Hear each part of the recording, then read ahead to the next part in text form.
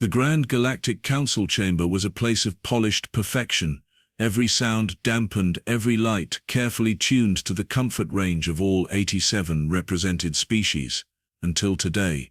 Today, the walls themselves seemed to shiver. Council Speaker Tar, a towering insectoid whose mandibles had never once clicked out of rhythm in a meeting, now twitched erratically. Her compound eyes darted toward the central hologram where a single word pulsed in crimson letters, a word in a language most of the council had never heard before: Earth. "This is impossible," muttered Archivist Veltron of the Kerin Ascendancy. His gelatinous form quivered, and a dozen bioluminescent eyes blinked in rapid succession. "We scrubbed this designation from every record 2 centuries ago." "Not scrubbed enough," replied Admiral Zarvek of the Krath Navy, his voice a gravelly growl. "The humans are using it again." At that, murmurs erupted across the chamber. It was an ancient rule, one that had been whispered more like a superstition than a law. Humans were never to speak their planet's true name. Earth was forbidden. The official galactic record called it Terran Sector 12B, or simply the Blue Sphere. Even the humans had seemed to go along with it, until now. Speaker Tar, a deep, resonant voice called from the far end of the chamber.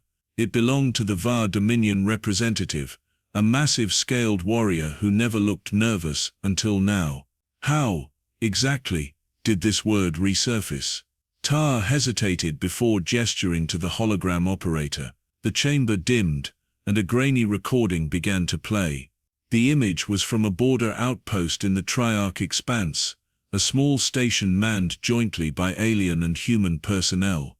In the footage, a young human officer was giving an interview to a local news drone after a successful rescue operation. The reporter asked a question about his homeworld. He smiled and said, with absolute clarity, "I'm from Earth." The recording paused, the echo of that single word hanging in the air. Several council members shifted uncomfortably in their seats. One even stood and began muttering a prayer to whatever gods would listen. "You see the problem," Tar said grimly. "The humans have spoken the name, the real one." Archivist Veltron's voice quavered. "Do they know what it means?" "That," Zarvek growled, "is what we must determine." A small quiet voice spoke from the shadows at the rear of the chamber. It was Ambassador Rachel Vance, the sole human in the room. "Oh, we know," she said. Every eye turned to her. The tension was so thick, it felt like the air had weight.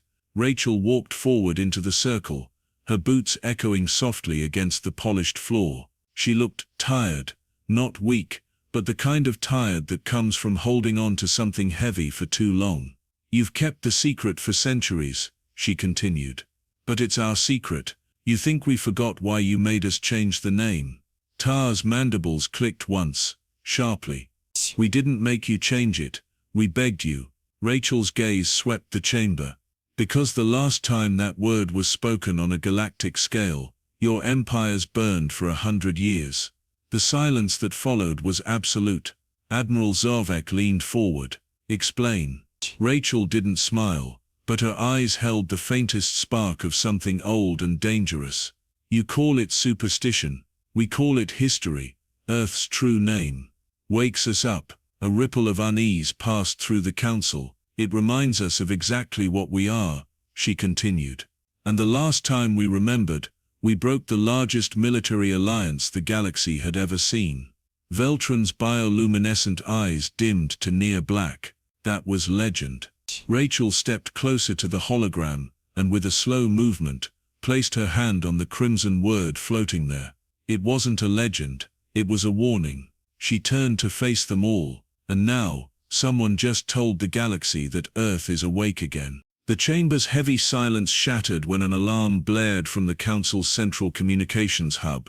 "Priority 1 transmission from the Perseid relay," announced the communications officer. His frilled head crest trembled with stress. "Origin, unknown human source. Signal strength. System-wide." Without waiting for approval, the hologram shifted to show a live broadcast. It was the same young human officer from the earlier recording. He stood on the bridge of a small patrol vessel, his uniform still dusty from the rescue mission. The faint smile from before was gone. His eyes, however, burned with intensity. "To all systems," he said, his voice steady and clear. "This is Lieutenant Mason Hale, of Earth." The chamber collectively flinched. Rachel Vance's jaw tightened. "They're doing this on purpose," she murmured. Lieutenant Hale continued. "For too long, you've called us Terrans, S-12B, Blue Sphere. You've hidden the truth. But we remember, and we remember why you buried it." The image feed crackled, briefly replaced by flashes of old battle footage, crumbling space stations, alien warships in flames, human fleets emerging from hyperspace in ragged formations, yet driving their enemies back again and again. Hale's voice overlaid the chaos. "The last time you tried to break us, you failed. The last time you came for Earth, we turned every scrap of metal, every stone, every mind into a weapon. We became something you could not stop, because we had nowhere else to run." The footage ended abruptly, cutting back to Hale. "And now," he said quietly, "we are awake again." The transmission cut. No one in the chamber moved for several seconds. When Tar finally spoke, her voice was tight. "Ambassador Vance, this is unacceptable. If the name spreads, it will remind you of what happens when you threaten us." Rachel interrupted, her tone razor-sharp. "Because that's what you're really afraid of, isn't it? Not the word, not even the humans. You're afraid of what humans become when survival is all that's left." Jorvek's tail lashed against the floor, a metallic ring echoing through the chamber. "If they provoke the other powers, it could lead to open war." Rachel didn't blink. "Maybe. Or maybe it will stop one. Predators think twice when they remember the last time they bared their teeth and got them broken."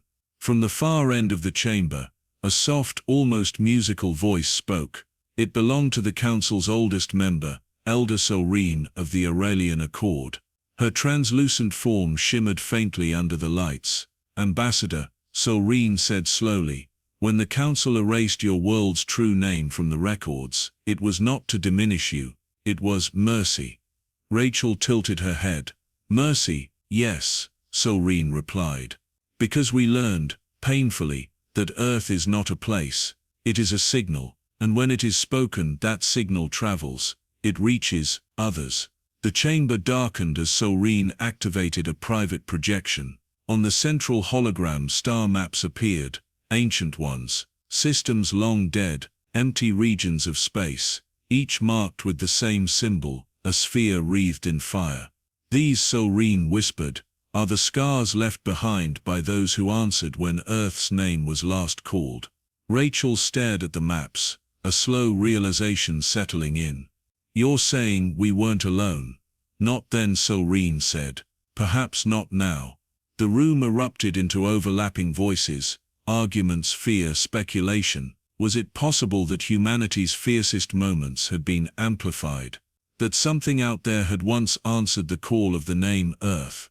Before anyone could settle the question, a second alarm blared, deeper, more urgent than before. The communications officer's voice shook. "Incoming hyperspace emergence. 17 contacts, not on any registry." Rachel's eyes narrowed. "Put it on the main display." The chamber's central hologram flickered, resolving into a live feed of the system's outer perimeter.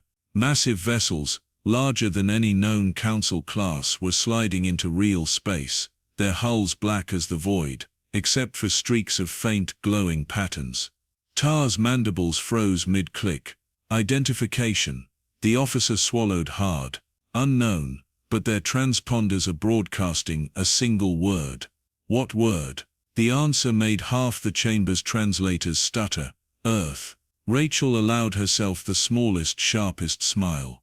"Looks like someone heard us." The vessels accelerated, ignoring the hails from Council defense fleets. Instead, their lead ship transmitted a short, blunt message on an open channel. "To those who speak the name, we have returned. Stand aside." The chamber exploded into chaos. Some Council members demanded immediate evacuation. Others shouted for military mobilization. Tar's voice cut through the noise. "Ambassador Vance, are these yours?" Rachel's gaze stayed locked on the display, on those strange, beautiful, terrifying ships drawing closer. "No," she said softly. "But they're answering our call, which means," she turned to face the council, her voice cold and certain, "they're here for us."